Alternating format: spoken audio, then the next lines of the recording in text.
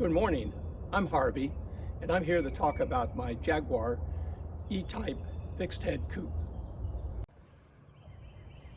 I know that many of you, when you see an ad on Bring a Trailer for a car that you're interested in, are wanting to find out more about that model.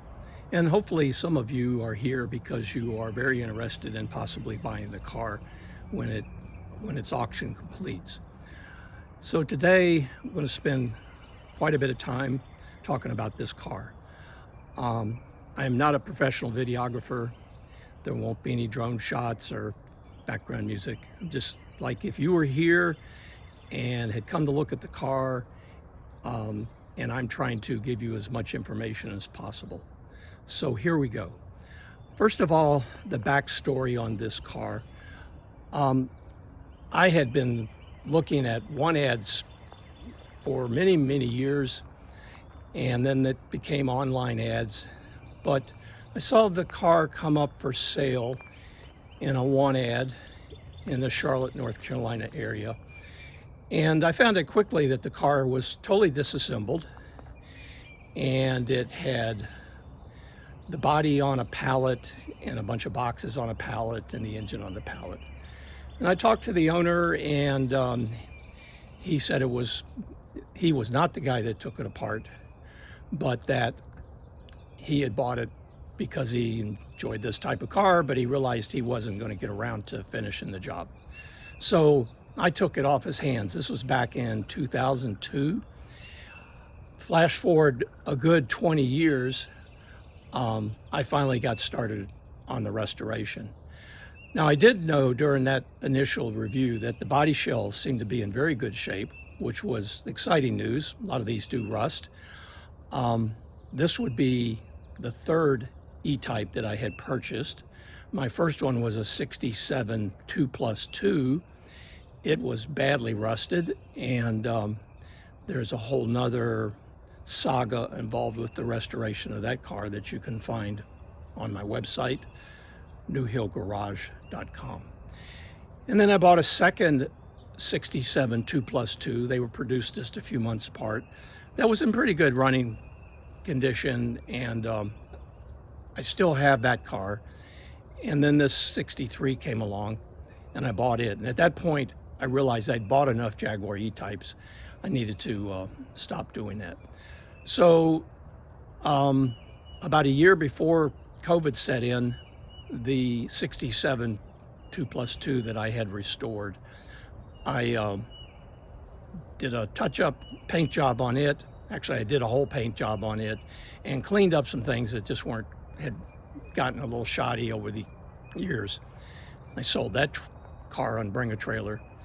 And then in 2020, which, by the way, I retired from my day job, which was 45 years in commercial nuclear power production as a mechanical engineer, I turned my attention to this car and its restoration. So I'm going to talk a bit about, before we look at the car and do the walk around and all that, I'm going to talk a little bit about my restoration philosophy. I am what I would call a serious amateur restorer. I enjoy restoring cars. This would be maybe the fourth or fifth car that I've restored, so I enjoy the process. And this one, because it was what it is, a 1962 fixed head coupe, I decided to restore it basically in the same configuration as it came out of the factory. I will say there's another configuration, which is how it left U.S. dealerships, which is a little bit harder to figure out, but I'll mention that in a few key points, what the differences might have been. But there are a lot of reference books about restoring Series 1 E-Types in particular. They're a very popular car. Parts supplies are good. There are people out there that, if you give them enough money, will do a very nice job restoring your Jag E-Type for you. But I kind of wanted to do it myself. So I did an inventory on what I had, And being an engineer, I developed a spreadsheet, and I began the restoration process. Now, we're looking at the completed car. I did another video called Behind the Scenes, which discusses the restoration effort in a little more detail. But let me take you over here to my table of goodies. This is a hard copy document of a book. I call it my build book, but a book that I built about restoring the car. Now, I have a website, again, newhillgarage.com. There's 75 some articles about my work on this car. I submit the articles to the Carolina Jaguar Club and for their monthly magazine. But as a result of having all these articles, I was able to pull together pretty good documentation of the restoration. Here's a photo of the body shell. This goes on for some 65 pages. I had to do some body work. The engine frames were rusted. And this book will come, there I am back when I was a little younger. This book will come with the sale of the car, and it makes a nice accessory to go with the car. Here we are, we're doing some bead blasting. And then I had to replace some panels that were not done correctly. They were watertight, but they were not correct panels. I replaced those. And then I began the painting. Oh my gosh, painting is a labor of love, I guess. I do it. I try and do it as well as I possibly can. I use Glazerite products. I really kind of geek out over the painting process, but it is a lot of labor. You get some primer on there, and then you sand, and then you keep on going. And eventually you get to the part that maybe people like a little more, which is the mechanical restoration. Here we are back, nice shot in my paint booth on my property here of the car being painted. Engine rebuild, I'm going to come back to that in a little bit. And this book goes through the process of restoring the car. One of the first things that you'll want to do, and this document comes with the sale of the car, is to get the heritage certificate. Now, some key things that the heritage certificate tells you, your chassis number is printed on a tag, which we'll look at eventually, and mine is 888055. There's an engine number, a transmission number, and a body number. I was interested in the color, which is opalescent golden sand for the exterior, and the interior, which is light tan. It's a little bit of a misleading name. We'll get to that. The car was built on the 2nd of January in 1963. Considering that it was built right after a holiday, I might have worried about that if it was a new car for me. But it left the factory area in January of 1963, which means basically it is the configuration of a 1962 Jaguar E-Type. Now, at this point, they'd been making them for about a year and a half. Things have evolved quite a bit. I know that Jaguar was shocked that so many people wanted to buy these cars, and they made some on-the-fly changes, but most of that is pretty well documented.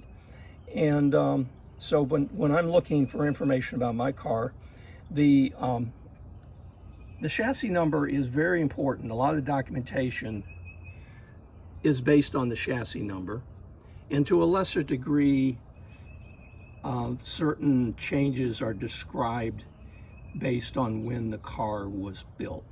So those are two important numbers to keep in hand. One of the best books I have found to give you an idea of how the car was configured is this one right here. Jaguar E-Type 6-cylinder originality guide by Mr. Haddock and Mueller. This book is not included in the auction. It's not an inexpensive book, but it's been invaluable. Between it and a spare parts catalog, this spare parts catalog will be included in the auction. The spare parts catalog literally has every part that goes into the car, and descriptions are pretty good. So you can use it to see how they intended the car from a design engineering standpoint, how they intended the car to be built. So let me see if I can find an example. Just randomly, this rear caliper assembly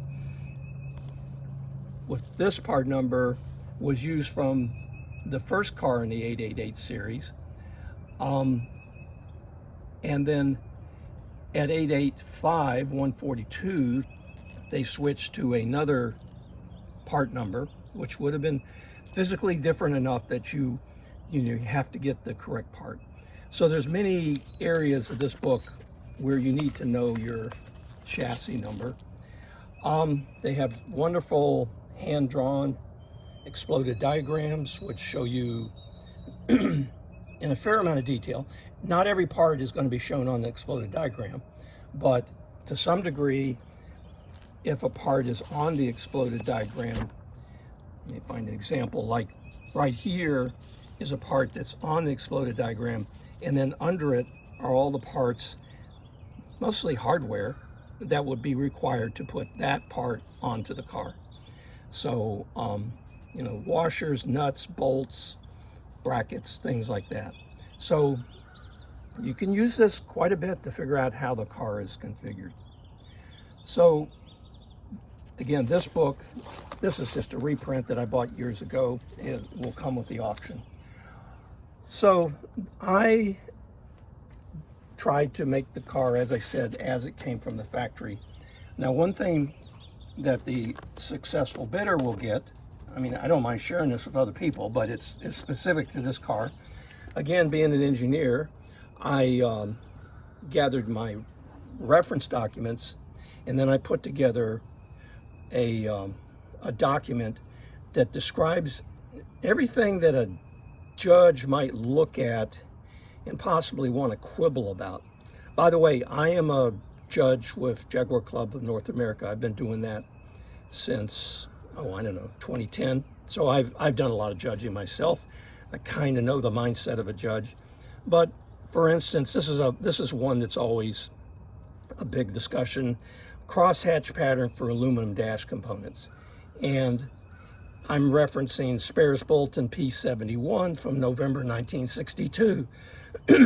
Well, right there, I know that we're talking about something that happened just a few months before my car was built. And indeed, the crosshatch pattern started at 887 132 and went through 888 984. And my number of my car is 888 055, so it's in that range. So if anyone asks, yes, this car definitely came with crosshatch for aluminum. So there's 5 or 6 pages here of items that might come up when the car was being judged. Hinge and lock covers. Those didn't show up until hinge and lock covers in the back of the boot. You'll notice that a lot of cars you look at, there's nice little upholstered cups over top of the hinges. Mine doesn't have that. That's correct. Those didn't start until 888 659. So this is just an example of a lot of the research that goes into restoring one of these cars to as it left the factory condition. Not to brag, but I will. The car has been judged 4 times in 2025 and under the JCNA Concours rules. And initially, the first 1 or 2 shows, the judges pointed some things out to me and gave me deductions that were not authentic. This is part of the learning process. It's You know, it may be impossible to know everything, but the last two shows, I didn't have any authenticity deductions taken on the car. So that's a pretty good sign that the car is solid from an authenticity standpoint. Now we're going to step back over to the car, and I'm going to talk a little bit more about the restoration process. By the way, it's early in the morning. The sun is just coming through the trees.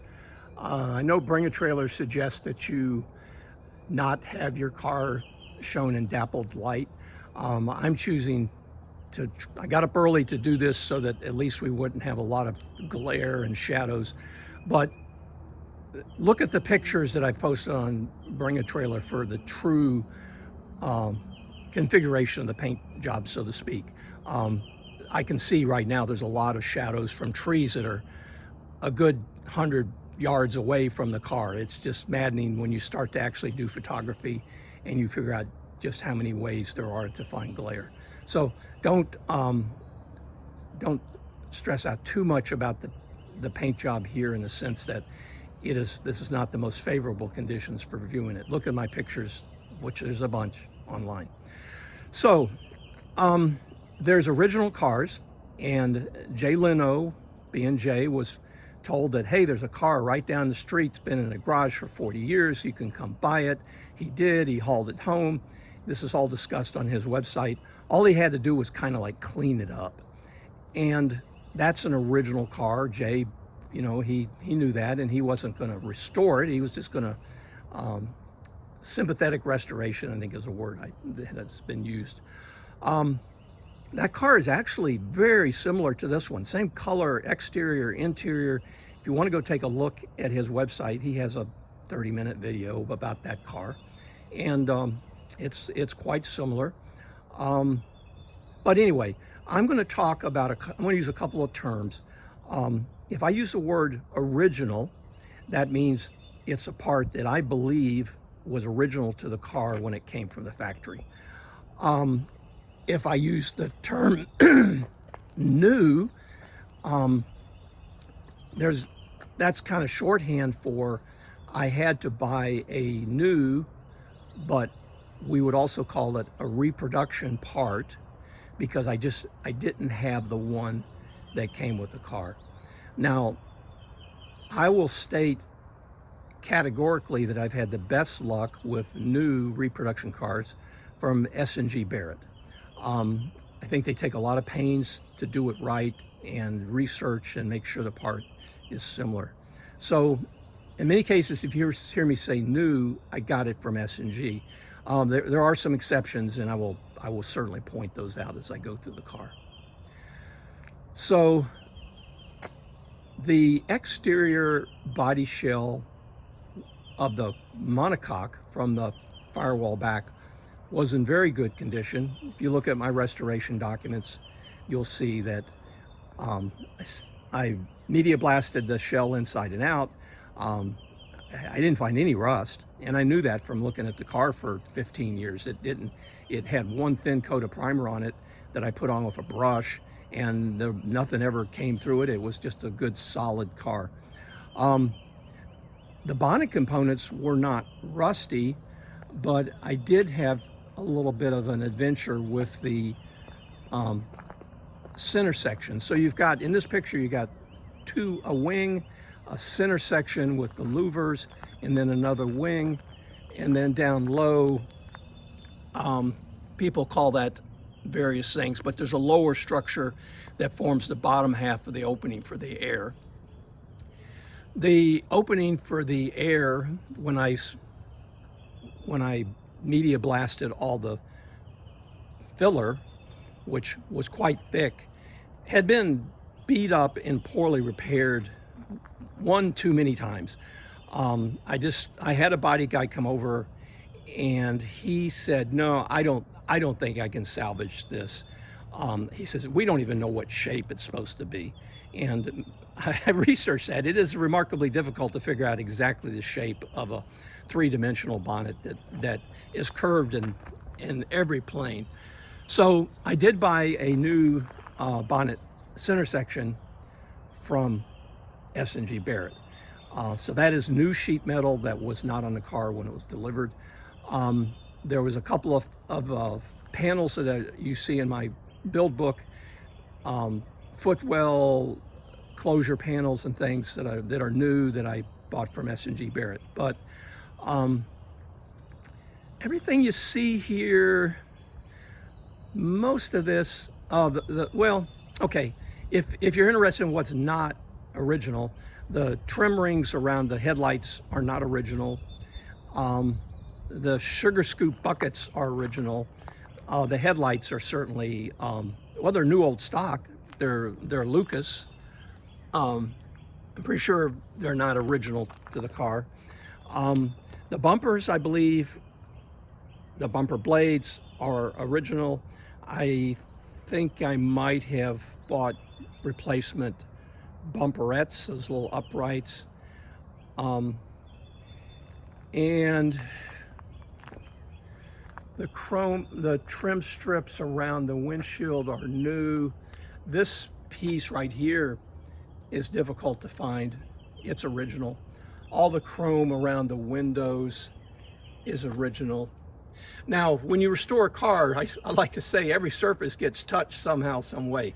It gets painted, it gets chromed, it may get plated, or it gets upholstered. And by the time you're done, you've touched every surface. So all the shiny chrome you see here has been, these are new parts, but they've been re-chromed. I used S&H chrome plating just north of Nashville, and they did a very nice job. This door handle is new. I have the original door handle, but the interior mechanism on the door handle was shot, and sometimes I don't know how they can sell stuff as for the price they do. I could get an entire new door handle with the interior mechanism in perfect condition that appeared to be identical to the original door handle, and the only problem is it's, you know, it doesn't have a little mark on the key. No concourse judges said something about that, but if you were really interested, I might be able to find the original key insert and you could try and make that work. The rear bumper blades are original. I believe the taillights, well, the taillight chrome part is original. The plastic parts are certainly new reproductions. The license plate lights are a combination of new and, but the important part, the little frame with the word Lucas on it, those are original. So those frames are original. This is a reproduction reverse light. I believe that Jaguar emblem, well, I know it's been re-chromed. I think it's new. A friend of mine always likes to pop open the gas cap. He says if a guy does a good job inside the gas filler, then he's paying attention to things. That is a new cap for sure, but the inside got cleaned up and painted. Things like that are in some ways much more difficult to paint because they're so hard to get to. So as we go around, again, the chrome trim that you see here is original, and it's been re-chromed. In the photos for Bring a Trailer, I've got pictures of the logos on the glass. The front and rear window glasses, both sides, are original. The windshield is absolutely a new windshield. Maybe good news is the aftermarket windshields fit this opening. And that's a very long story, but the openings are not all the same shape, the windshields aren't all the same shape, and the gaskets aren't all the same shape. So it's a little bit of a crapshoot, but mine, I put it in with a friend and it only took us about 20 minutes, so not too bad. The windshield wipers are all new. Those little squirters are new. This car, we are in pine pollen season here, and this car is probably getting yellow as we speak. But anyway, the louvers are pressed in. This is well past the point where the E-Type came with welded in louvers. This little gizmo back in here is an original piece of the grill in the back of they call that the power bulge. That grill is new, is original, but re-chromed. And wheels and tires, and knockoffs. The knockoffs are original, and I have documentation in my photo galleries or my website, but a guy who knows what he's looking at can look at the profile of the word Jaguar and the length of the arrow, but on the inside are some markings. You can't take them off here, but there's some markings. I went to actually great expense to get those redone to keep them original.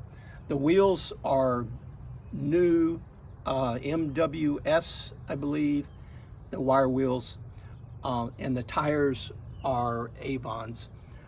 Those are both new, of course.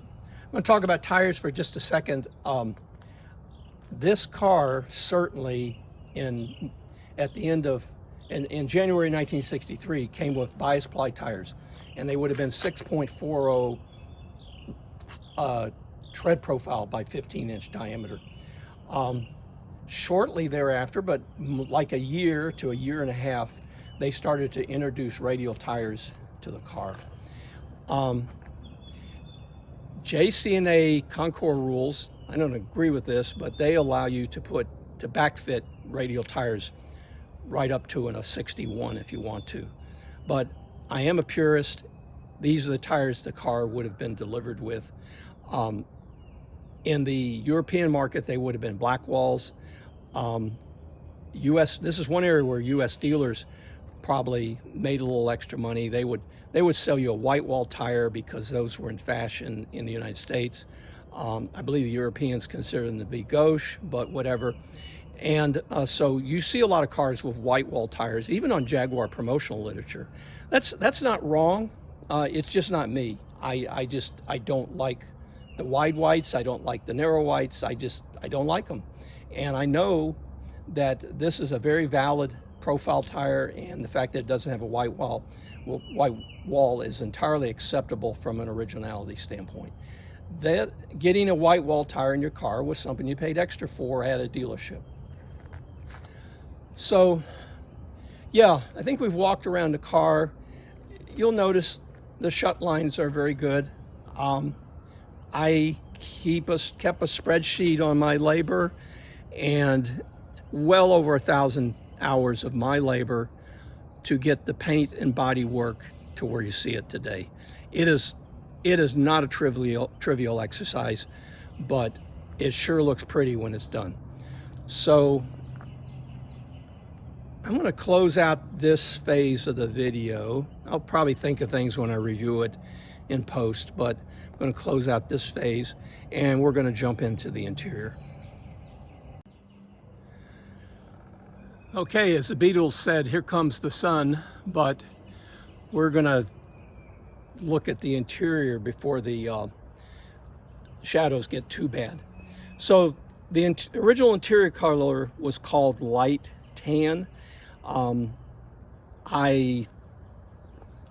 found out fairly early in the game after talking with I talked to Mr. Suffolk of Suffolk and Turley over in the UK, and he said, yeah, light tan is not what you think of. It's got a lot of orange in it, and even how much orange it's got in it will probably look different to you, but you can see it's not tan like a pair of khaki pants. Okay, it's more orange like a baseball glove, and so that is the correct color, and so it's called light tan.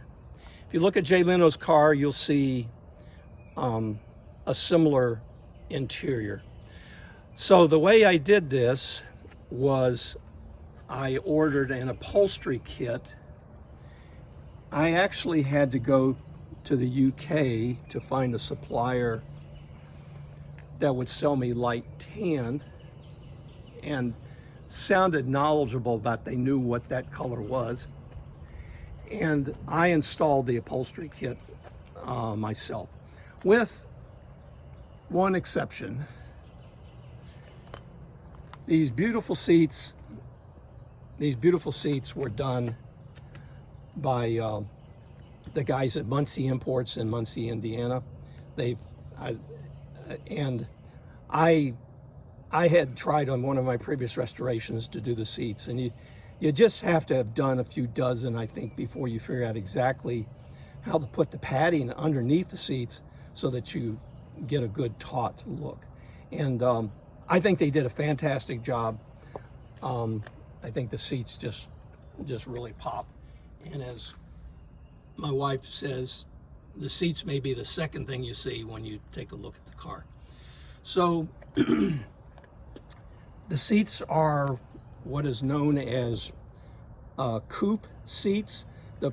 If you put this seat back compared to the seat back in a convertible or a roadster, this one is wider. The roadster seats had to be narrower or they would foul with the convertible top mechanism. So these are coupe seats. These do not tip forward or adjust anywhere except back and forth. But if you looked in behind, and there's pictures on my web articles, there's a scalloped area in the bulkhead, and these seats recline at a fixed 20-degree angle. You probably don't want to take this car out and drive it 12 hours in a row, but I mean, and maybe your back's better than mine. But they certainly are sporty. They certainly are period correct. Speaking of seat adjustment, just a minor detail, but down in here are the adjusters. Those are stamped with the original, I think it's Leverall stamping. There's better pictures of those in the article, but those are original. The seat frames I purchased from Monocoque Restorations, Monocoque Metalworks, I'm sorry, Chuck Hadley's outfit. This piece right here looks scruffy, right? Well, there's actually two of those in there. They're identical. So when you get ready to show the car, you take the scruffy one out and you've got the nice one underneath. That was an idea of the upholstery outfit, and I thought it was a good idea. There is no radio in the car. I didn't want a radio because I didn't want an aerial, and I didn't want an aerial because I don't like things sticking out from the outside the car. I think it detracts from the lines. You could put a radio in there, but man, I tell you what, with smartphones and a set of earbuds, you can get and a cell phone connection, you can get just about anything you need. By the way, this is a good product that Jay Leno recommended. It's a fire stick. It is a fire extinguishing stick, and it fits in the glove box. I highly recommend keeping one of those around. The grab handle is, well, it's new. The dash top is new. We're going to talk about this aluminum panel here in just a second. Let me jump over to the other side of the car and sit in the car, and it'll be a little easier for me and you. Okay, we're here sitting in the driver's seat and got this glorious view out the front of the car. The gauges, with one exception, these are the original gauges that came with the car, but they were 60-year-old appearing gauges, and the interior of the gauges was 60 years old. I sent all the gauges except the oil pressure gauge to an outfit in Los Angeles called West Valley Instruments. They not only fix them up mechanically, they apparently have a guy who wipes all the paint work, the artwork, the screen work, whatever you want to call it, and redoes all the gauge faces. So these are the original gauges, but they've been gone through, and they're about as good as you're going to get for 60-year-old gauges. Same story with these gauges on the dashboard. The strip across the bottom under the toggle switches is new reproduction. The ashtray is new reproduction. The oil pressure gauge, this is a positive ground car, and that for no more electronics than I have in the car, which is none, that is not a problem.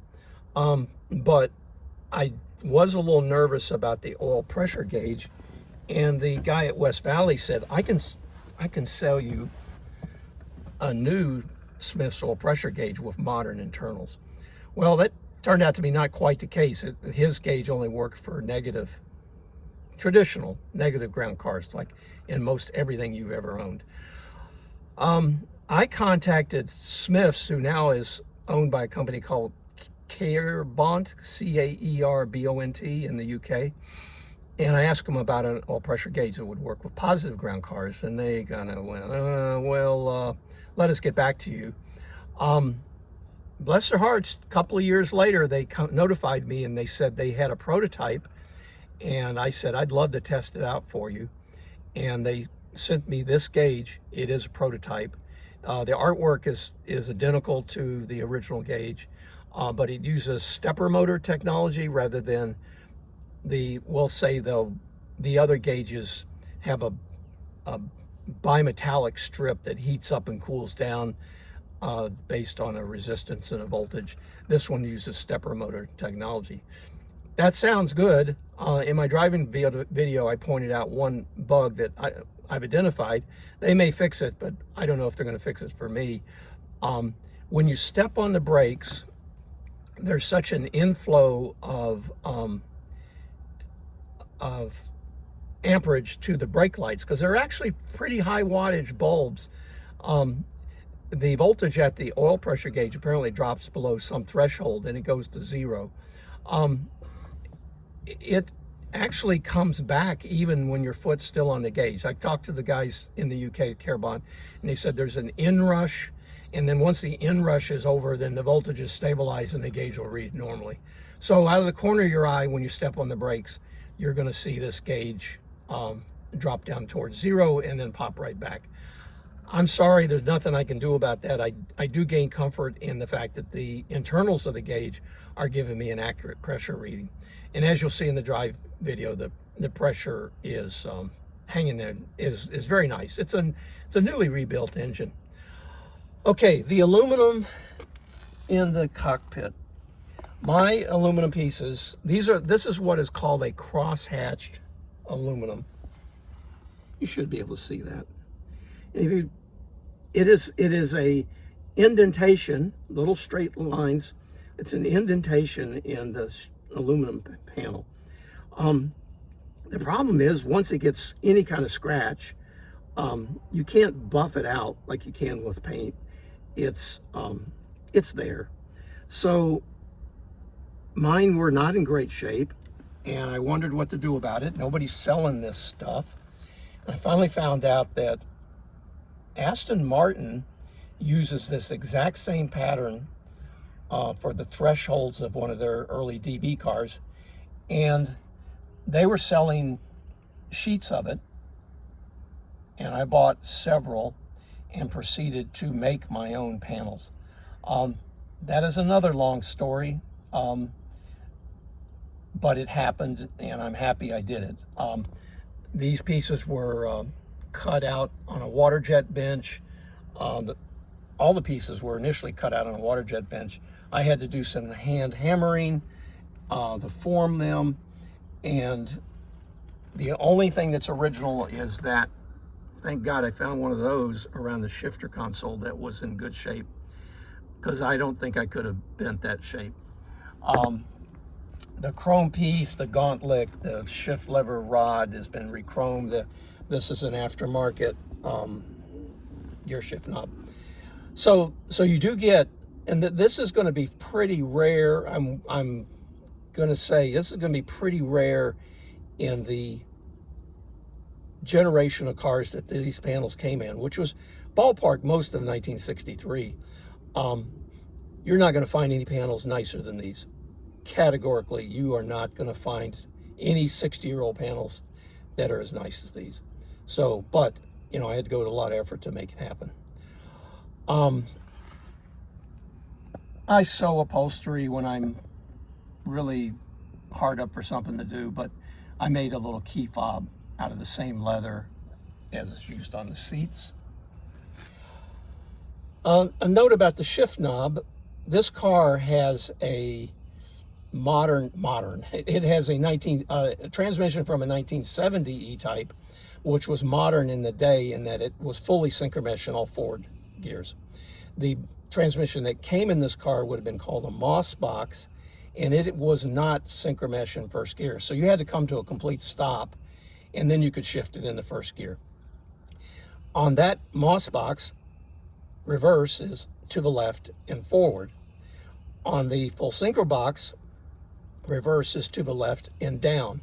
In order to not antagonize any Concord judges, I put the shift lever knob on for the Moss box. It's a reproduction, but it's for a Moss box.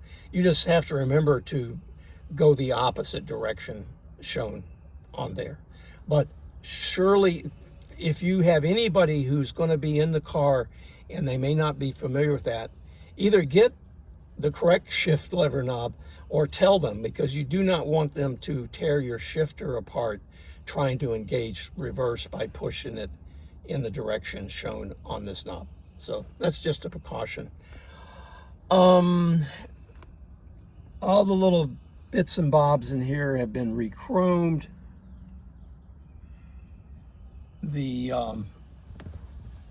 little light that tells you that you're in a choke works.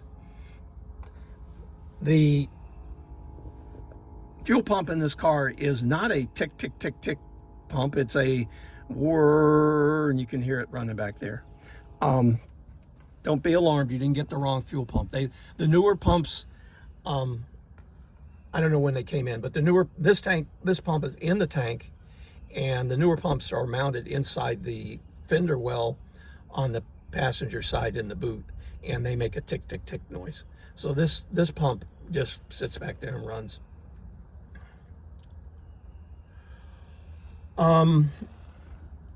The mileage. Yes, that is a correct number. There is a story when I sent the gauges in to be restored, they set everything back to 0. And I called him about that, and I said, is that legal? And he said, well, in California it's legal. And I think I've determined that, well, the car's fully licensed and nobody has ever said anything about it. So this is the mileage since I started driving the car. People will tut that, wow, you should drive them. I'm like, every time I drive it, I envision tearing up the paint on the front of the car, and it's a lot of work to make this paint, to do spot repairs on this paint. My goal was to show the car in JC&A Concours. It's a trailer queen, okay? It's a trailer queen, it's not a driver. And I'll show you a picture of my trailer, which is for sale with the car, by the way. And I didn't put very many miles on it, and the ones I did are on the road near my house, which is smoothly paved, and there's not much chance of damage to the car. If you know you want it to be a driver and you buy the car, let's have a discussion. I will be glad to do a lot more break-in mileage and shakedown mileage. But at this point, in 40 miles, I discovered some leaks. I discovered the thing with the oil pressure gauge. Little things have cropped up, but it's a very solid rebuilt car. I don't expect things to start falling apart when we drive it, but never say never. By the way, this is the original horn push. You can tell because the little ear of the cat is in the black square, and apparently the aftermarket ones, the ear is up in a white square. This one has a nicer gold leaf on it too.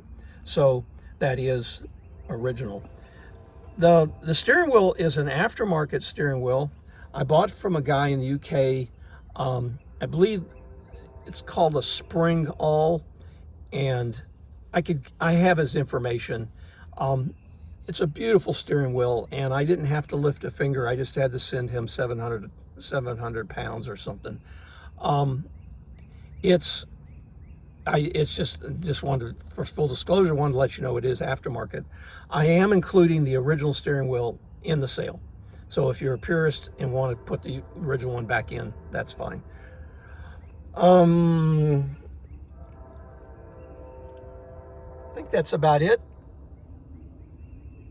I hear a train coming. Just it's going to be a little noisy.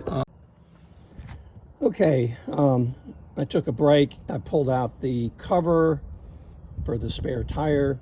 So there's much better pictures of all this stuff in the ad, but generally speaking, the car is sold with the original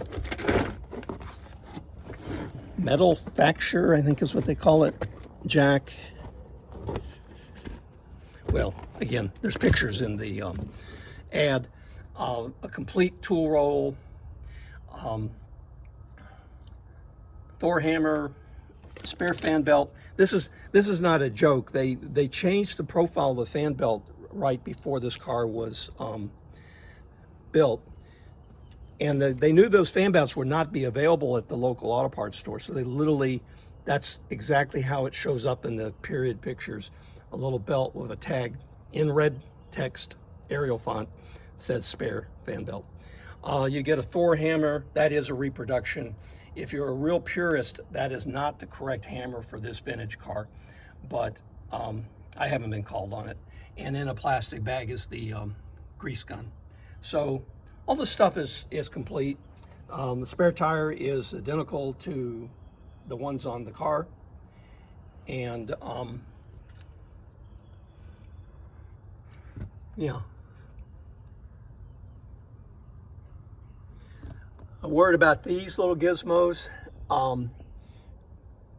This car was built in January. In April of '63, they changed the latch configuration a little bit. It'll look the same to somebody just casually, but the arm that holds the latch was extended, made longer, so that they had trouble with the windows coming closed when you're driving a car. Those are the correct latches, and they are pretty rare. I mean, they're pretty damn rare. That's all I'm going to say. If you buy reproduction ones, they will not be the correct latch. The little round circle right here, even back in 1962, we found a service bulletin where they started providing mounting points for a shoulder harness. Apparently in some markets, a shoulder harness was required. So that's the boot. This is the correct prop for the boot. No covers on these things. That is correct. Those are the correct hinges. Those are not something you can buy. This is original. This is all original. So a word about plating. I might as well fess up right here. Most items in 1962 would have been plated with cadmium, and cadmium is carcinogenic, and it's not very popular with the platers anymore. Still used in aircraft. Everything you see here has been zinc plated with a clear chromate finish. It looks very nice. Nobody's ever complained about it, but and that includes all the original. I took all the original nuts and bolts are here on this car, and all that stuff has been zinc plated. There's a little, let's see if I can get my hand in here, little storage compartment. You can put stuff down in there, and then these things flip up. So if you've got a suitcase in the back and you have a sudden stop, it keeps the suitcase from slamming into the back of your seat. So it's a new light back there, activated by one of the switches on the dashboard. I think I'm going to call that good on the interior. We'll move on to the engine compartment and then wrap things up. Okay, let's take a look at the engine compartment. A lot of judges don't like to judge engine compartments because there's a lot going on in here. I'm gonna, you know, it's nice and shiny. Okay, that's the good thing, and it presents very well. But there are some gotchas in here potentially for originality, and I'll just point out some of those, mostly from a combination of education and bragging that I got it right, hopefully. In no particular order, this is the correct Lucas screen wash pump 2SJ. You can spot it because it has 3 electrical connections. It's aftermarket, but that's the little green and black logo thing that would be on the back. It's aftermarket, but there's the screenjet emblem on the front. These pumps are rare. Ones that work are very rare. This pump does not work. I disclosed that in the ad, but it is the correct pump. This is kind of a pet peeve of mine. A lot of people look at the gas filter and well, it's a filter, but they expect to see a paper filter in there. The paper filter was not introduced until like 1967. There is a mesh screen up above that you can't see. It's a horrible design. You can't see if it's getting dirty or not. You just need to clean it out every once in a while. But if you're looking for the paper filter, that would be incorrect. While we're here, now we're getting in the sun and shadows, but here is my data plate. It's the original data plate. And there's much better pictures of it in the ad. The air filter should be black down here in the canister. The triangular shaped collector, or whatever you want to call it, is smooth. In my documentation, there's a discussion of when this went from smooth to having grooves in it, but that's, I think, more of a start around the 4.2, so this is correct. This rubber mud shield gasket should be continuous. At this point right here, it should be continuous. Sometimes there's a break. The SU carbs were rebuilt by Joe Curto, absolutely the master, and I haven't had to do a thing to them except bolt them on and start the car up. It's been amazing. He did a wonderful job. They run well, and he does a nice job of cleaning everything up. All the aluminum on this car would have been polished from the factory. Aluminum starts to unpolish itself like 5 seconds after you quit rubbing on it. But you could, if you're really into it, you could bring back more of a shine than we've got here. I'm just not interested in chasing it that much. I don't know if this wiper motor is original. It's period correct. I just don't know if it's original. There's some date codes on it, and every time I try to read them, I come away with not really understanding what I've got. I mean, even sitting here now, it looks like it says 0582, which doesn't make any damn sense. But it is the right profile, the right color, all that. This is the tach generator output for the, it's basically a little AC motor that sends an AC signal over to the tach. Dual overhead cams. One of the questions people ask is, does it have a V12 in it? And the answer is no, it's a straight 6. And it's got dual overhead cams, which may look at like it's more than it should be. A lot of discussion on the UK E-Type forum about the correct spark plug caps and the wiring loom. David Jones writes a lot of stuff on that website, and he did a very nice job of explaining all this. These are the correct Champion caps. They do not have Champion in white letters in this time frame. This is the correct organizer. It should be black, not red. The wire should shoot over the front of the timing cover, and there's a organizer down in here, and then it comes to the distributor. The distributor is original. Mark Expert Dick Maury rebuilt the distributor, and then the cap is an aftermarket cap. I have the original cap, which has the original markings, but the center post on it that runs on the rotor button made me a little nervous. And yeah, so if it would still support the car running, but I wouldn't have used that cap to try and go any distance. So as you see, everything in here has been all cleaned up. I did mention rust in the engine frames at some point. So the engine frames are these structures that come back and bolt to the firewall. They get rusty. My honest opinion is you should never restore one of these cars and not replace the frames. These are brand new frames from E-Type Fabs in the UK. The picture frame is original, and it's got the original number stamped on it, 888055. The bonnet support frame is from E-Type Fabs. The bonnet,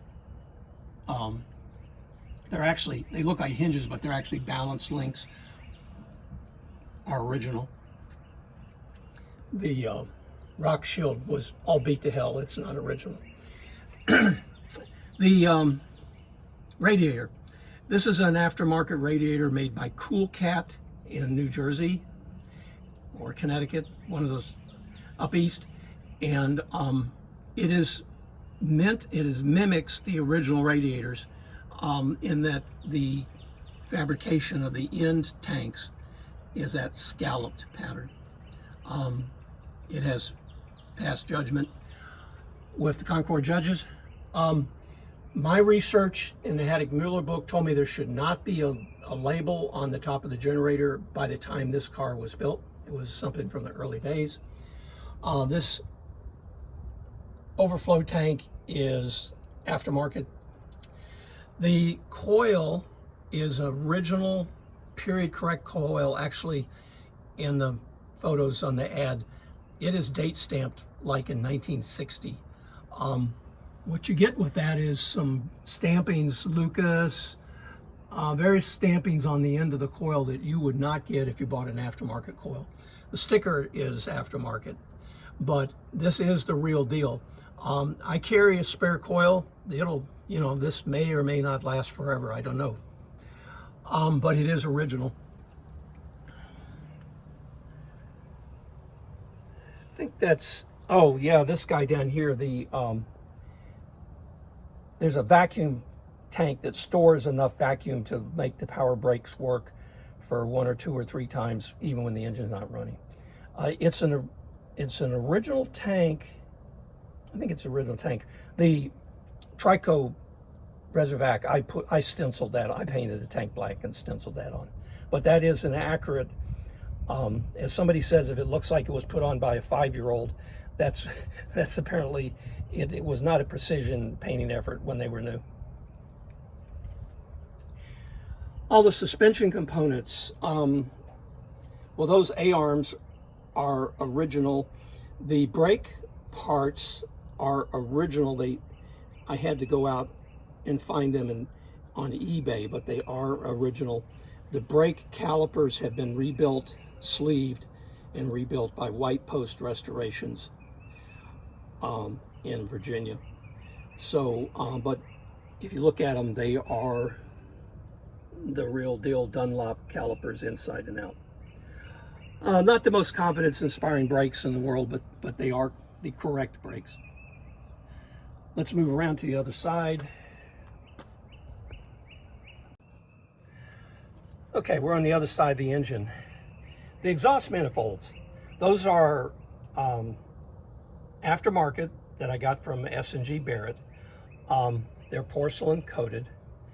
If you drive the car a lot, you'll probably wind up cracking the porcelain off. It's just, we don't know what has changed since this. Well, even the ones from the new cars didn't last very long. But porcelain is tough in that environment. There's differential rates of thermal expansion and blah, blah, blah, blah. So these are very nice at this point. If you buy the car, I have a set of manifolds that are painted with the kind of black paint you buy at the big box store for painting barbecue grills. They're fine. You know, they're a dull finish. They are not Concours correct, but they're very durable, and I'll be glad to sell them to you for nothing.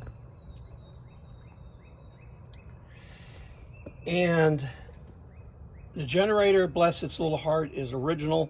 If I was going to turn this into a driver, I would get one of those alternators disguised as a generator.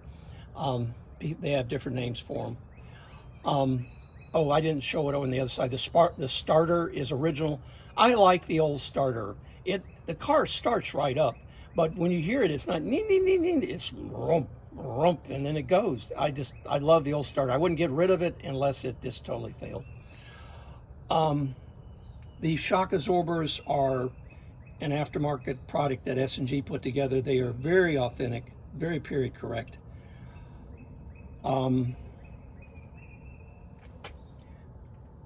Brake reservoir bottles are square with these round tops.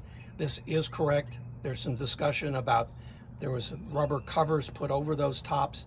They didn't come along until late 63, early 64. It has the Kelsey Haynes brake booster. That is the original booster. It's all been painted up. All the parts have been replated. I mean, it looks nice, but it is the original. The master cylinders, I think I also got those off of eBay. They are correct. These are a little bit of a pain. The Concours rule for these with JCNA is that they be a natural metal finish, cast metal finish, which means in about a month they're going to rust. I put liberal doses of ACF 50 on these guys, and it keeps them looking natural. Unfortunately, there's the brake fluid attacks paint, and it's hard to find a paint product that'll survive. So maybe putting ACF 50 on them every couple of months is not the worst thing in the world. The brake lines are all new. I bought a kit. I bent all the brake lines, and then I had them plated so that they look like the original. A lot of things I got plated just so it all looked the same, so it didn't jump out. So like that bracket right there is zinc plated. All the hose clamps are correct Cheney hose clamps. They have the round head with a single screwdriver slot, and the bands are not perforated. All of them in this car are Cheney. Bought those from Dick Mowry.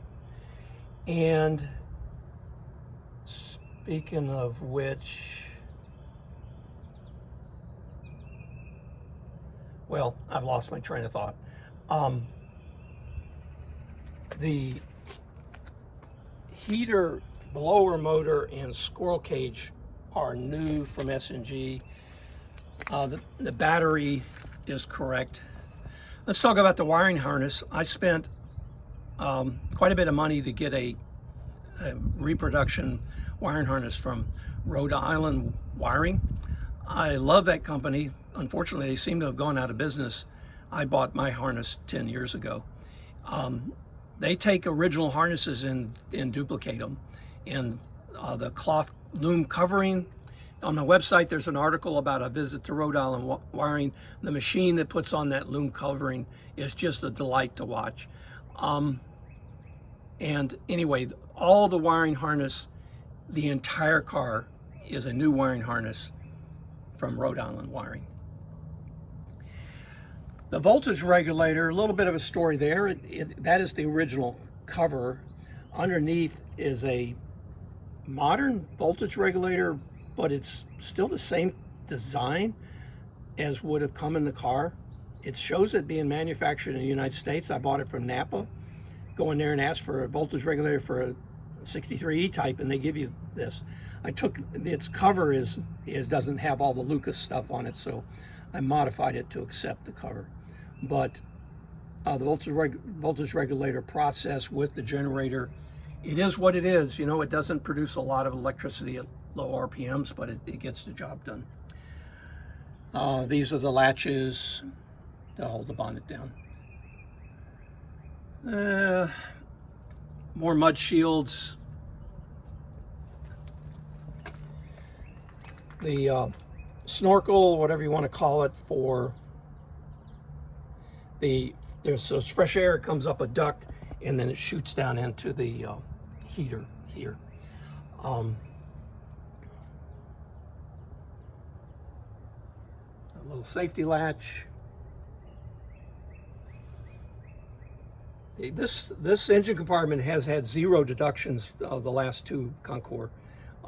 It's in very good shape, but you know, it's because I don't drive it very much, and I can keep it in good shape. It just depends on what your goals are. I'm not going to fault anybody that wants to drive the car. That's fine.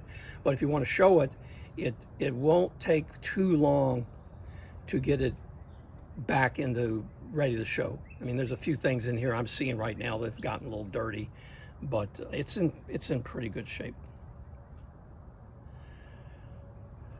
So yeah, I'm gonna call it good on the engine compartment, and we'll finish up with some of the things that my thoughts and some of the things that aren't attached to the car. On the Bring a Trailer ad, I have a picture of a list of all the things that are going to come with the car, and you should look at that. But a few that I've pulled out for this video: the heritage certificate, the build book, hard copy, the mount for the front license plate, spare parts catalog, an aftermarket operating maintenance and service manual, a book by Chris Harvey, and the steering wheel. Going from memory, some other things that are coming from the car. I've got an original Blaupunkt radio,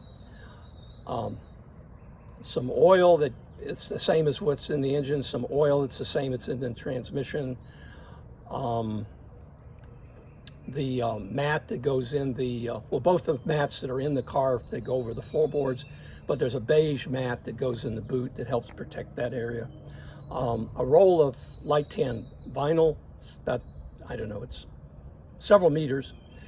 All the leather cut off scraps from the making of the seats. Probably a pint, maybe a pint of the original paint. It doesn't take much of the base coat to do, like I've done touch-ups now twice on the car. And so that might last you forever.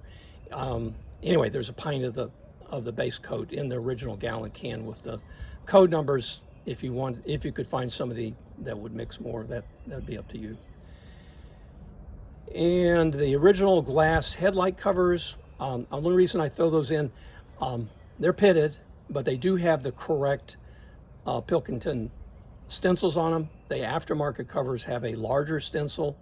I don't think nobody's deducting that in JCNA world, but I mean, if you get to really high level, Pebble Beach or something, it might become important. I know some people have actually put stencils on the covers by hand. It gets crazy if you're trying to get that last 1/10 of a point. There's some other things I probably have forgotten, but there's a list in the car that's the definitive list of what you get that'll be extra. Okay, some final thoughts. People will have questions. I'll be glad to answer them in the BAT process, but some things I know people always seem to ask. I already alluded to it once before. People ask me if it's got a V12 in it. I don't know where, they only made V12s for a few years at the very end, but a lot of people, that's what they remember. No, it doesn't have a V12. It's got a 6-cylinder. People ask if it's numbers matching. I've gone over that in quite a bit of detail in a couple of different sources, including my other video about behind the scenes. It is numbers matching chassis, numbers matching engine, not numbers matching transmission and numbers matching body. People ask, did it have any rust? I've documented that pretty heavily. It had virtually no rust, and what rust it might have had got removed during the media blasting process. Is it original? Well, I've tried to tell you in great detail all the things that are not original. If you're looking for an original car, this is not your car, not even close. But is it very nice? Yes, I like to say it's like as new, for lack of a better term. It's restored, and you can restore a car and make changes for drivability or all the excuses. It's my mother's favorite color. This is as close as we can determine through the research we have 60 years later. This is how it left the factory. It doesn't have any side mirrors on it. They did not put side mirrors on them at the factory. I actually don't like the appearance of side mirrors from an aesthetic standpoint, but the other thing you wind up in is if you're 5'6" versus 6'5", the placement of the side mirrors is going to move around a little bit. I do have a clamp-on mirror. It's not on the car, but it's available, that clamps to the A-post on the car, and that'll give you some view out to the side of the car when you're driving around. What are its flaws? Well, it's close to a 100-point car, but it's not a 100-point car. It's probably never going to be a sure thing 100-point car. There's minor reasons for that, but I don't think the paint in the engine compartment is totally right. Some JCNA judges kind of give you the benefit of the doubt. It is not a 100-point car, but its average score last year for JCNA competition for the top 3 best shows was 99.85. So it's a damn nice car. It's not a 100-point car, okay? I want to talk about the exterior paint. I painted it myself. I am the restorer and the owner of the car. I painted it myself. I only paint a car every 3 or 4 years. I don't have the muscle memory for running the paint gun. If you look at the car carefully in certain light, you'll see some blotchiness, for lack of a better word, in the metal flake. Opalescent is kind of another word for metal flake, in the metal flake paint job. Under a bright sun, it looks like $1 million. Under LED shop lighting, maybe not so much. And another thing I will caution about the paint job is, you paint with, put the color down, and it's matte. And then you put a bunch of clear coat on it. And if you're good, or if you're the factory, that's the last thing you do to the car. The clear coat looks pretty good. But for a show quality car, what you do is you sand a lot of that clear coat down to get rid of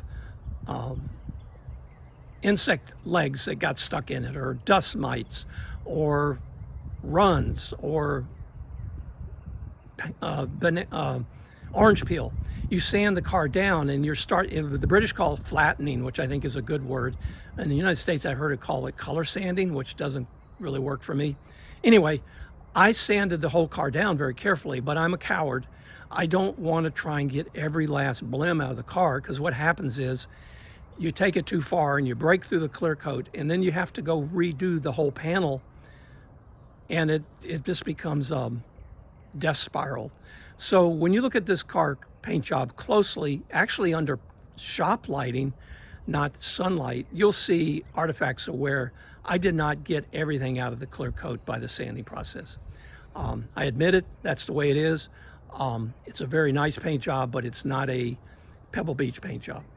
I don't know what Pebble Beach paint jobs cost these days, but tens of thousands of dollars. So I think the paint job is, I just want to let everybody know, if you buy the car, the paint job, you're going to see little things, but it is, like Haggerty, they call it a number 2. Most people will look at the car and find it to be very nice. It's a solid number 2 Haggerty paint job, I think.